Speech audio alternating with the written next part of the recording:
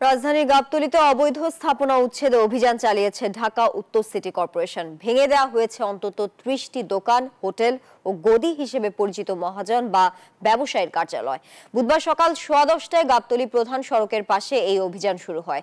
ডিএনসিসির প্রশাসক মোহাম্মদ এজাজ জানান, জমির ইজারার মেয়াদ শেষ হওয়ায় 1 সপ্তাহ আগেই নোটিশ দেওয়া হয়েছিল, তা উপেক্ষা করায় অভিযান চালানো হয়েছে। জানান, এসব স্থানে নতুন করে দোকান বা গদি ভাড়া দেয়া হবে।